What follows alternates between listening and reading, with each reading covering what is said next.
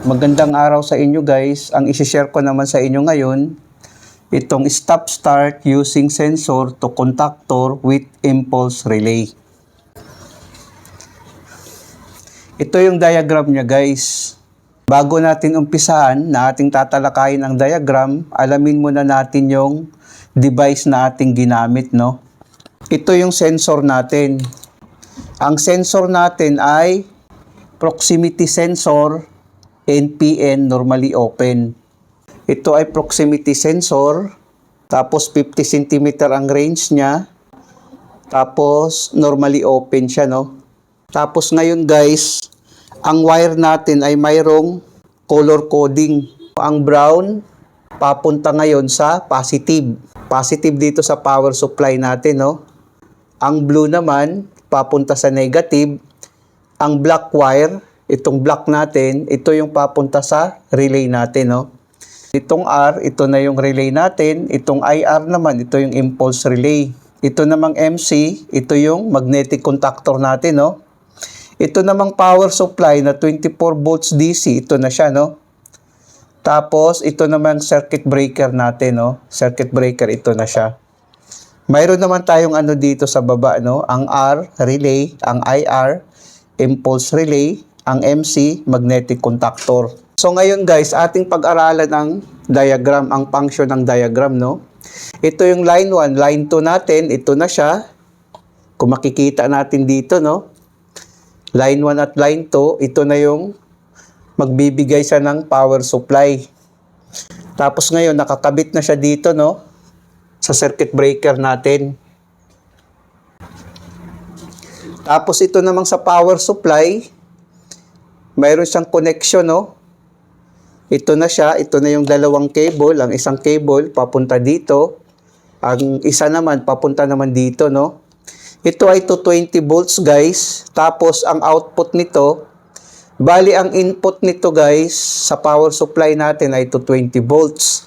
Ang output naman ay 24 volts DC para sa ating sensor. So ngayon, ating pag-aralan ng diagram, no?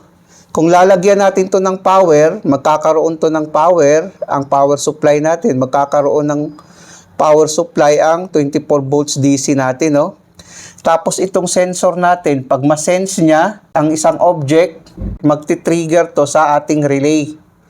So, papaganahin niyo yung relay natin, no? Itong block kasi, ito yung nagbibigay ng signal sa ating relay para gagana. Tapos ito namang relay natin, ang A1 papunta ngayon sa positive, no? Tapos ngayon, ito namang brown papunta din sa positive, no? Nakakonect sa positive. Ngayon, pag gumana tong relay natin, guys, magko-close ang contact nito, no?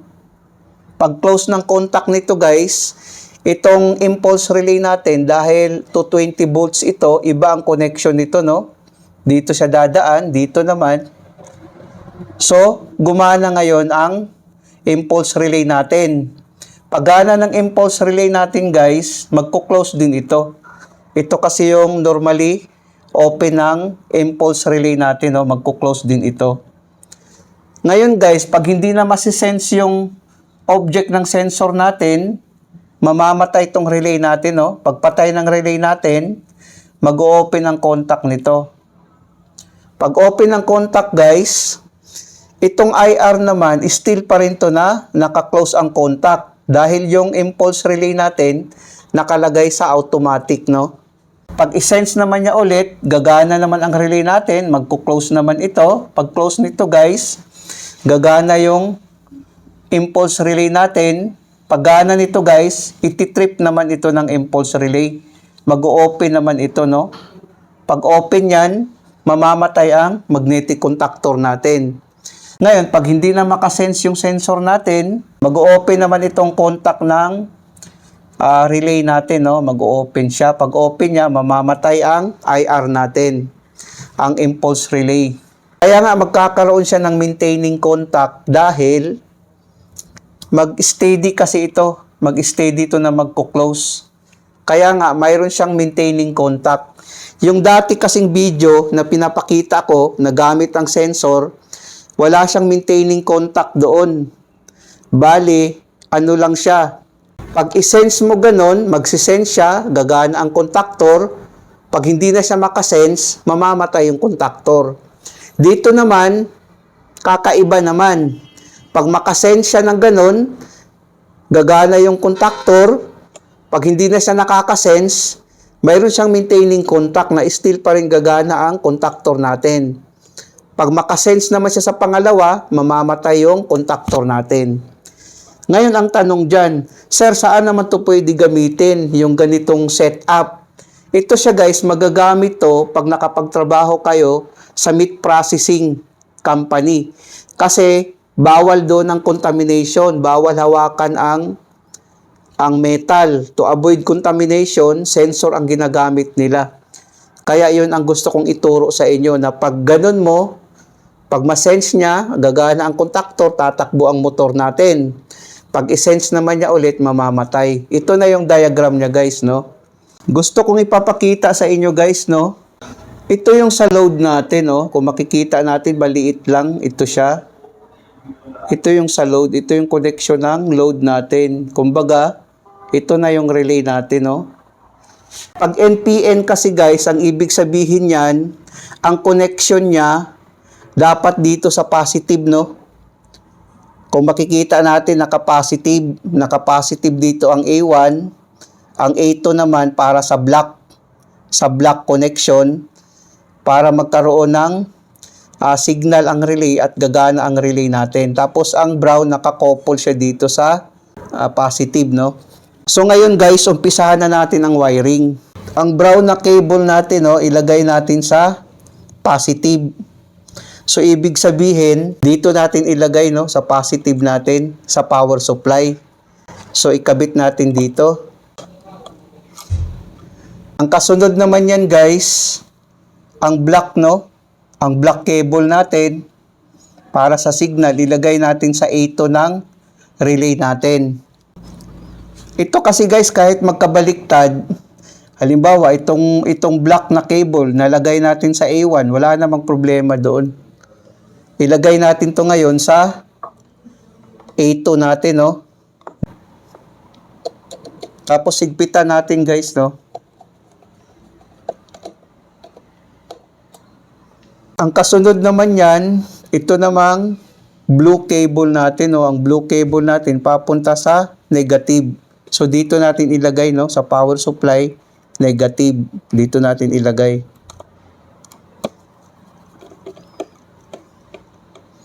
So, tapos na tayo ngayon sa sensor, no? Ang sunod naman yan, itong A1 natin sa relay, ilagay natin sa positive din, no? Kasi itong relay natin ay 24 volts ito. So, ilagay natin dito.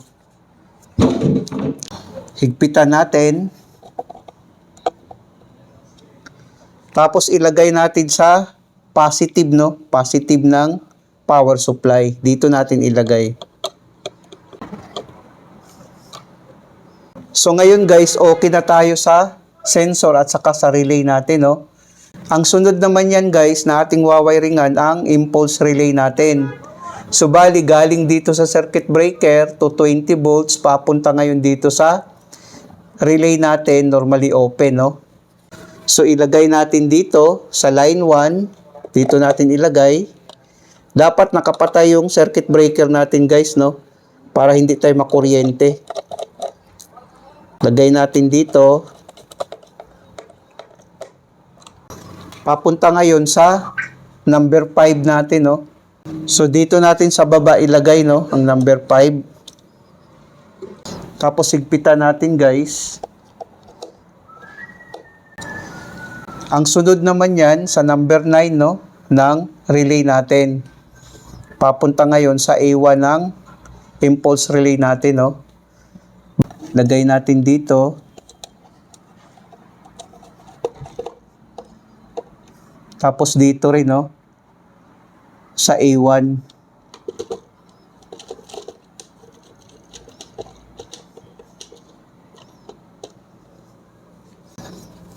So, meron na tayo dito, guys, no? Ang kasunod naman yan, ang A2 naman natin, papunta ngayon sa neutral natin dahil to 20 volts ang ginamit natin, no, dahil ang impulse relay natin, ang coil niya ay 220 volts. Galing dito, papunta ngayon dito, no. Lagay natin dito, higpitan natin. Papunta ngayon dito sa neutral natin, no, sa A2 natin. Galing dito sa A2, papunta ngayon sa ano natin, neutral. Ito yung neutral natin, guys. Dito natin ilagay. Tapos higpitan natin. So bali, maglagay tayo dito sa number 5. Pareho lang naman. Papunta ngayon dito sa IR natin, no. Number 5 ng relay, papunta ngayon sa number 4 natin sa impulse relay, normally open. Galing dito, papunta ngayon dito, no. Higpitan natin. Papunta sa IR natin, no. Number 4 dito.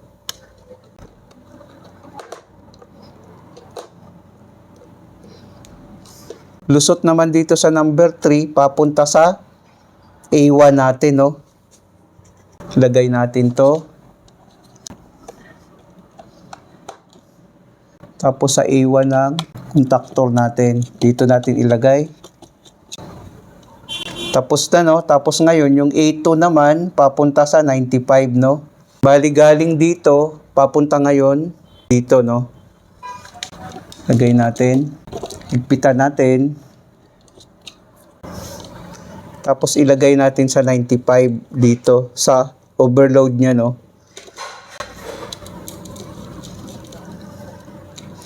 Tapos yung 96 naman, papunta ngayon sa A2 ng impulse relay natin.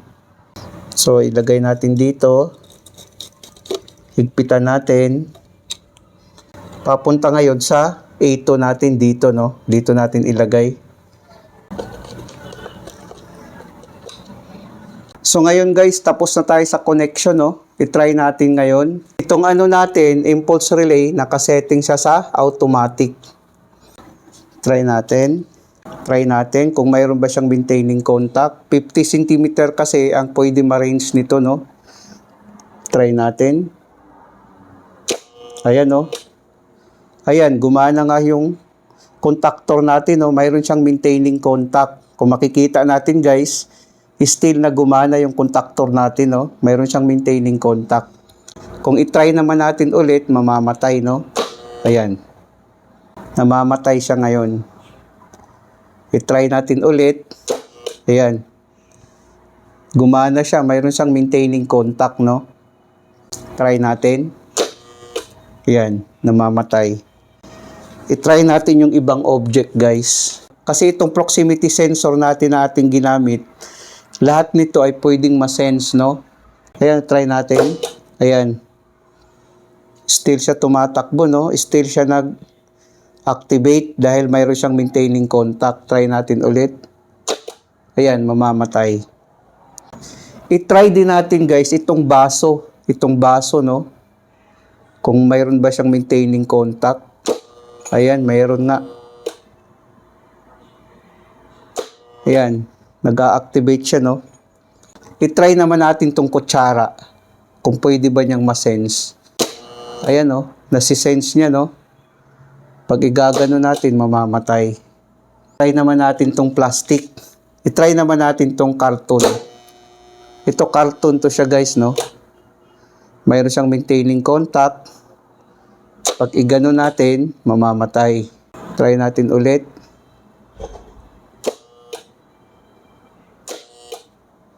So, ganun ang function, guys, no, ng ating proximity sensor na normally open.